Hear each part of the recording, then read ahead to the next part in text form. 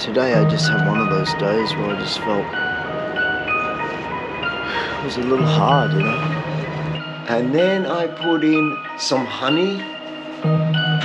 Some people trying to scam or what. Normally I can sort of detect a little bit of that. I don't give money to everybody that asks, but I try and give to most people if I can. Pack of chicken and corn soup, just a packet. Good morning, my beautiful subscribers and all the wonderful viewers watching the channel. I'm a little croaky this morning, stayed up a little bit late last night. Now I want to show you something. I'd sort of run out of food and I was like, what am I going to make? So I got like these noodles, I put some chilies, and look what I made. Look at this. This is from last night, so it's going to be delicious. I'm heating it up this morning and it is beautiful. This was those instant noodles. I only had some ginger, some garlic I cut up. I put in some of those chilies. Then I put in, what else did I put in? I chopped up some, I put in some of these chilies. I chopped up some fresh chilies I'd had, the last ones I'd had. And then I put in some honey. I put in a little bit of this honey. What else? I put in something else too.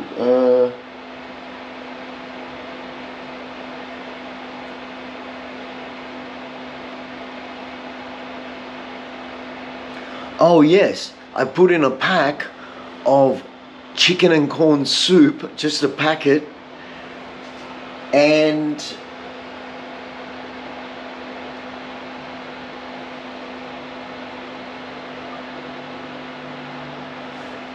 water basically. And then and the master ingredient.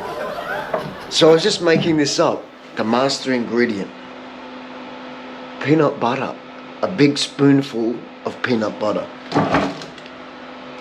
It was, I'm gonna have to start recording my just made up recipes and you guys can try it out. So I'm gonna have this and then I'm off on the motorbike into the city. It's really amazing what you can make when you just put stuff together, and sometimes it just works out perfectly. Like this is really delicious. I've got to say, this is.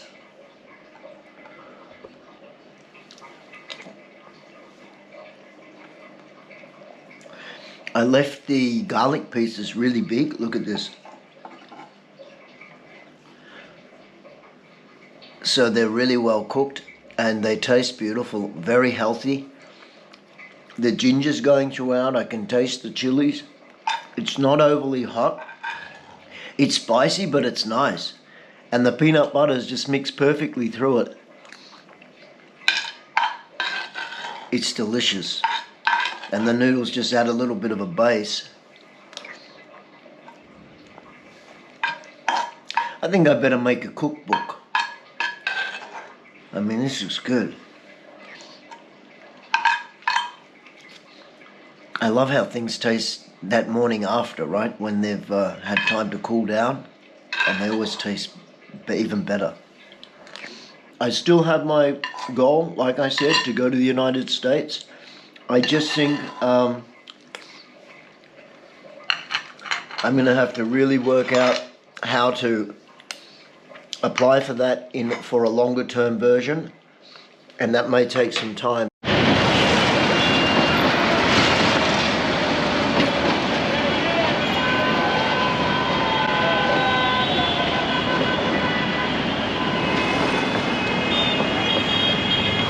Wow, if I could only ride and get it, it's too hard. If I could only ride and get it, it's just too hard with the gears and the traffic down there. But how cool was that? Maybe one day I'll go sit on the train. What do you reckon? I don't know, it's pretty scary. We'll see. That was cool. Look where I stopped. I better go. You ever have one of those days? Just one of those days.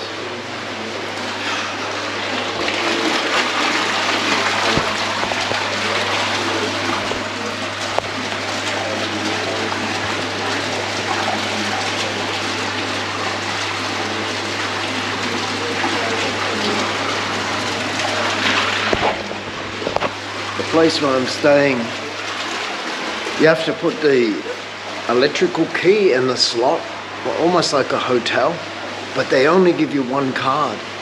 And it's about the 5th time I've locked myself out. I don't know what it is. I'm not so used to having 2 cards or a key, and so I just go out and then I lock myself out again. Okay, the guy let me in. I had to get a key. It didn't take too long. They're getting more efficient now for my terrible memory.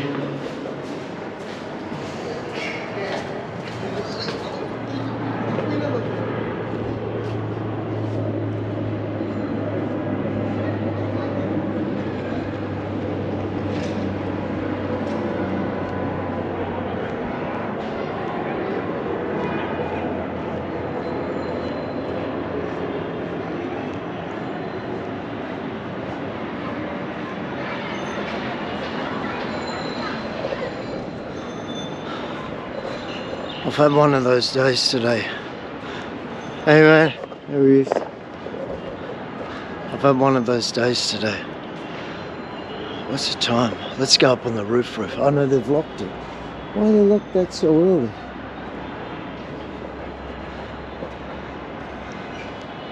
Oh, that looks cool. Look at the red. So today's been one of those days where you're just like, it's not easy, you know. I sort of got a bit angry on the road, actually. Not road rage, but it was like there was a huge car behind me, just hand on the horn right behind me for no reason. They want to get another 2 meters. And it's just tiring. It's exhausting. It's hard sometimes to, you know, just be in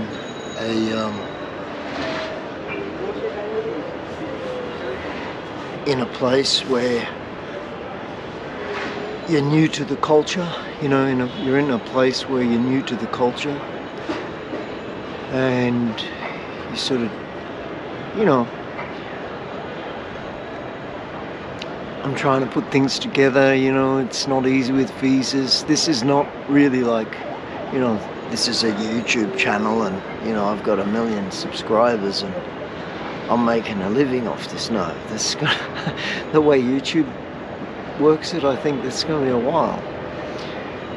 But yeah, today I just had one of those days where I just felt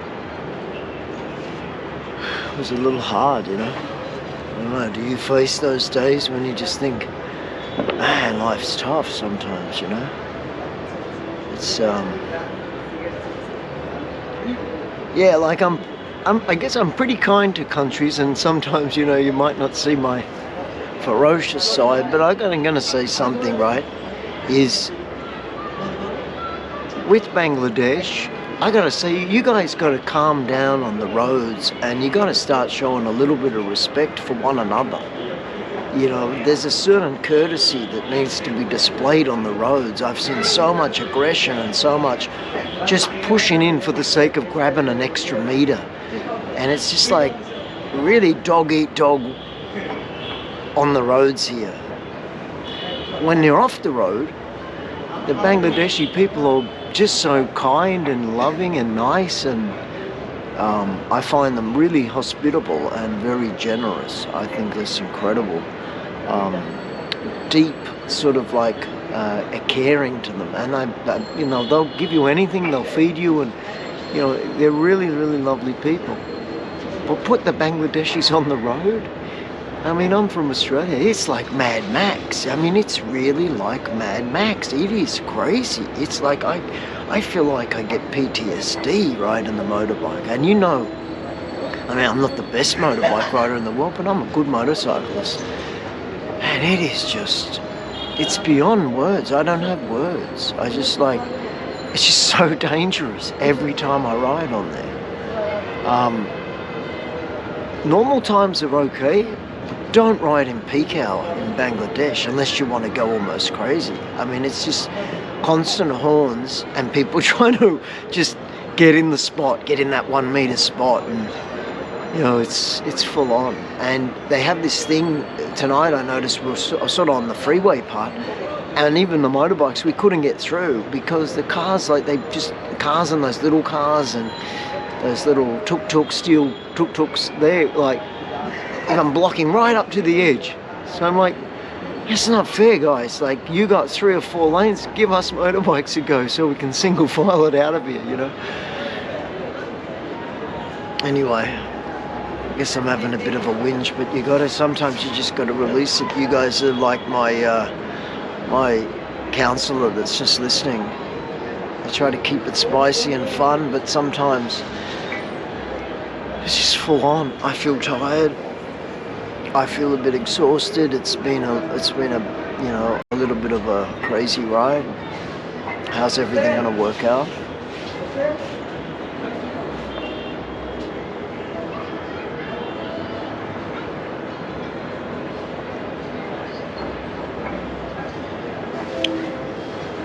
I do my best.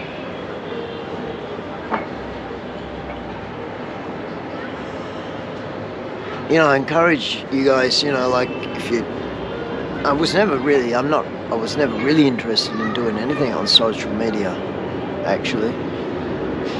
I just started this because I thought, well, other people do it, and I thought, well, got to be something interesting about what I do, right?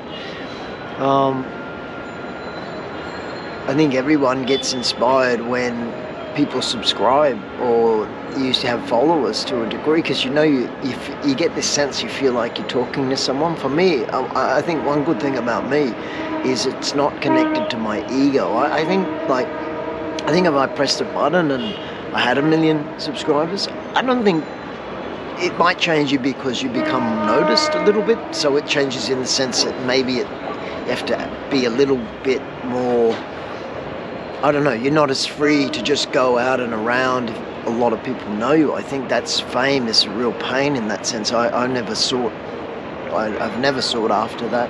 I think it would be quite difficult. But the thing is, like, for me, when I get subscribers, I feel like, wow, that's cool, because I know that person's sort of like going to get my video, because I'm thinking, I want to do some things that people really enjoy, I try and keep it open and honest. I don't show you sometimes when things are really sometimes it's too intense, but I'll try to learn what will be interesting. I think sometimes really when you go and do this and you put yourself on camera, you become so vulnerable, right? And I'm not a shy person. I'm not someone that hides lots of things about himself. I'm pretty open, but you're very vulnerable, right? You're deeply, deeply vulnerable. So if you show, those times where things are not going well, it becomes very vulnerable, and I will try and show more of that. And this is one of those days. So I thank you for subscribing, and all in all, I like Bangladesh. I mean, it's growing on me. It's a crazy wild place, and there's a lot of poverty. I haven't been able to get out yet. I will, and I can't really tell you the reasons why, but I will expand upon that. Why, I can't tell you, and things are happening. I think good things are happening.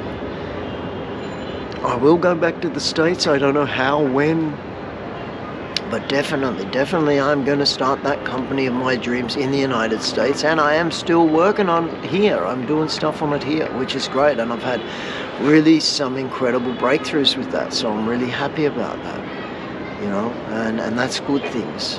I just think I'm tired of it, and the culture is so different that sometimes I feel like they can't understand when I'm trying to talk about strategy of something or something like that, but I just need to learn, and definitely be more patient. I really probably am 10 times more patient than what I used to be, so thank God for that. But I need to be more patient. I'm not the most patient guy, I'm really not. I'm really, I struggle, but on the roads I'm patient. I'm really courteous, and I let people in, and I think that's how it has to be, you know. Anyway, thank you for subscribing. Thank you for watching. I hope you enjoy these videos. Yeah, it's telling a story of a person's life. So I guess if I keep it up, you're going to see me go on a journey.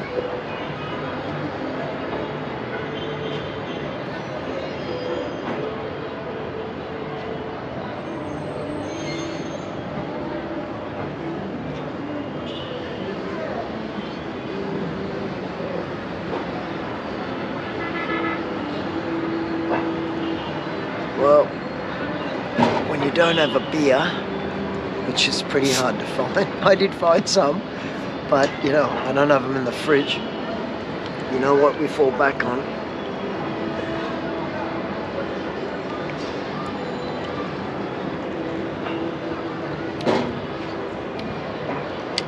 Soda water or club soda or whatever you call it wherever you are.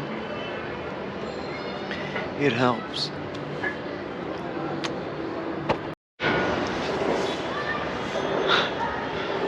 Look at this red light, it's cool. I must say, I don't know about you guys, but like when I'm high up and I can have a really nice view, that's one thing that I've always had to get if I had an apartment or something. It didn't matter how small it was or if it wasn't that good, but I really like, if I'm going to stay somewhere longer, that I at least have like a decent view where I can see out. That's critical. I stayed several times like in places where I was just looking straight at a wall, out through the window. That I can't do that. There's something about being able to see out far.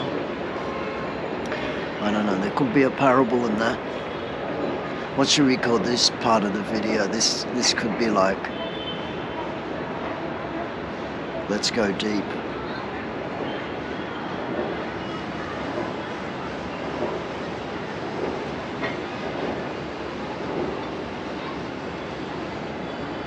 It'd be interesting to know. Well, actually, I can see by the analytics on YouTube or on other platforms, if I put it, you know, where the viewership drops off.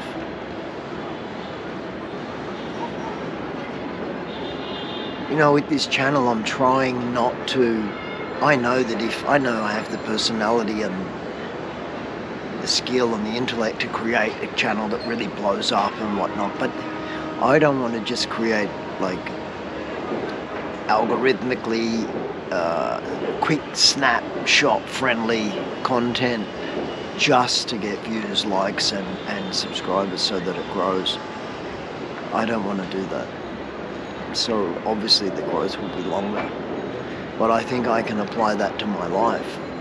I found that in my life I could have, you know, I'm not saying I'm not successful, but in terms of the success that I believe that I will achieve in my life, I've not reached that point. But I will say this, I had opportunities in my life to, as I would say, sort of bow down to the devil, and I think we all do, to have that great success. But it meant I had to change myself. So my question to whoever watches it out there in the 2.5 billion YouTube viewers and the, you know, billion X viewers and all the other platforms, that if this ever gets around and someone sees it, you ask yourself, are you bowing down to the devil, so to speak, to step on someone, to get on top, to get ahead, to be a dog-eat-dog? Because I think where we're at in the world now is we don't need that anymore, if that makes sense. This is, now I'm starting to speak my philosophy, I guess. But we don't need that anymore. What we need is fairness and kindness and love and principle again. And, you know, handshake matters and your word matters.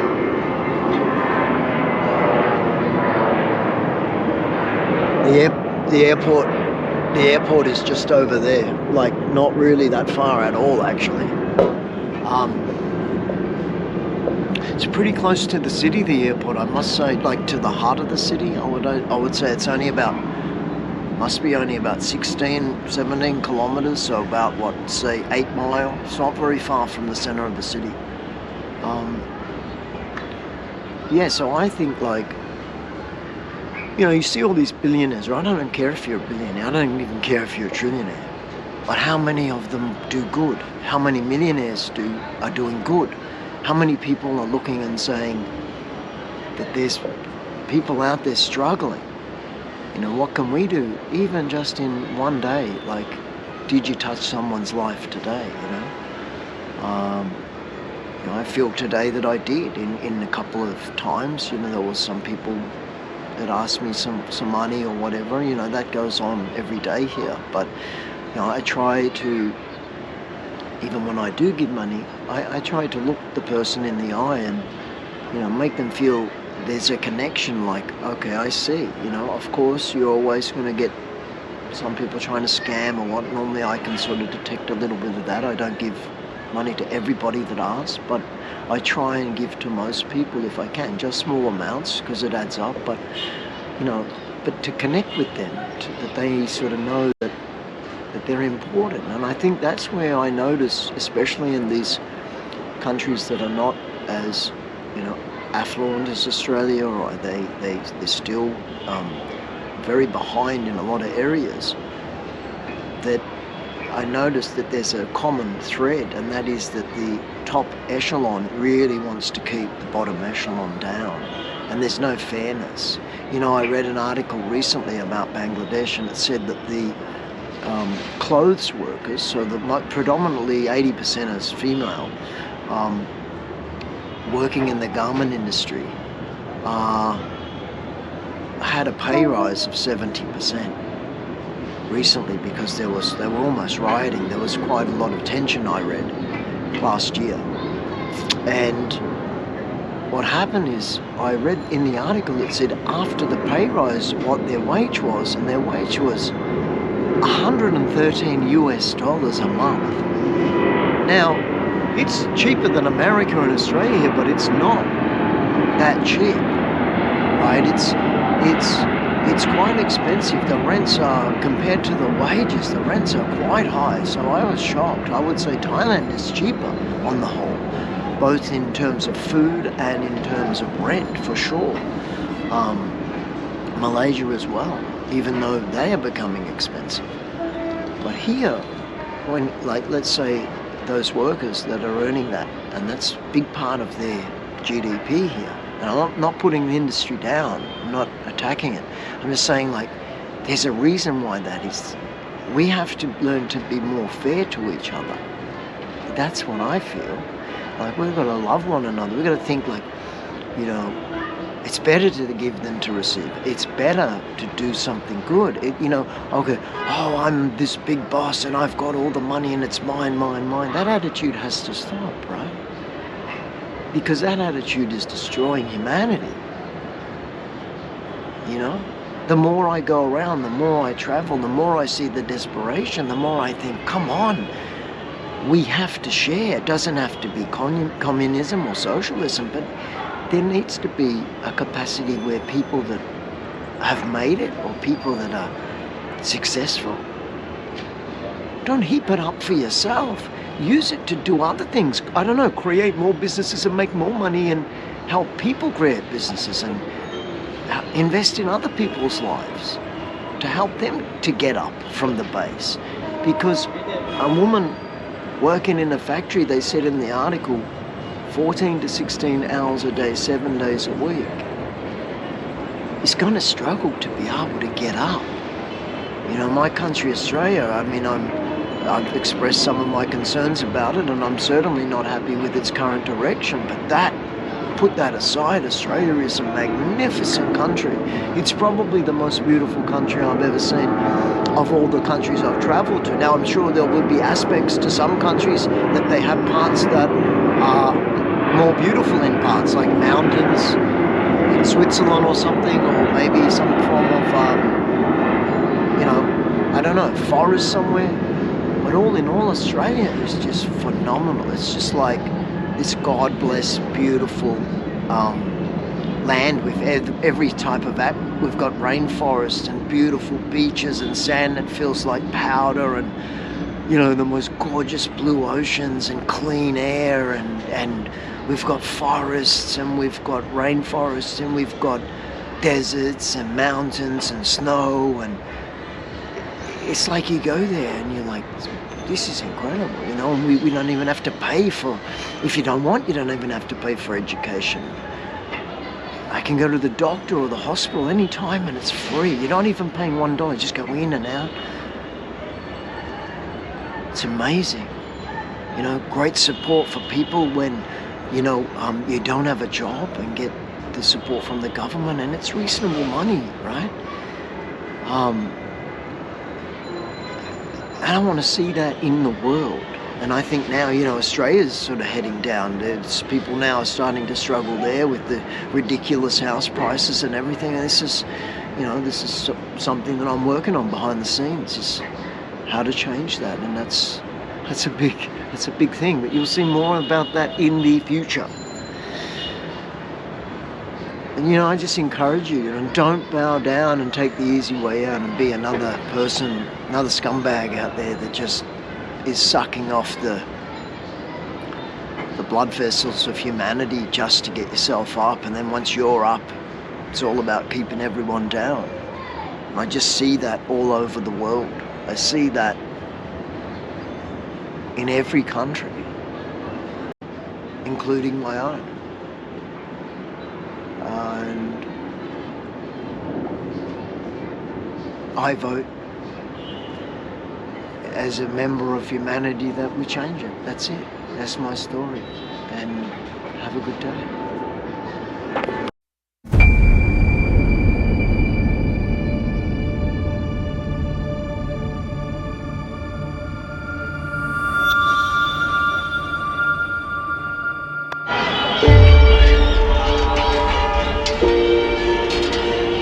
So I thought I'd do something different today. Let's go to the Trade Expo and have a look. Who knows? Who knows what we can find? It's amazing how all these little tiny threads go into making what we wear. Look at that.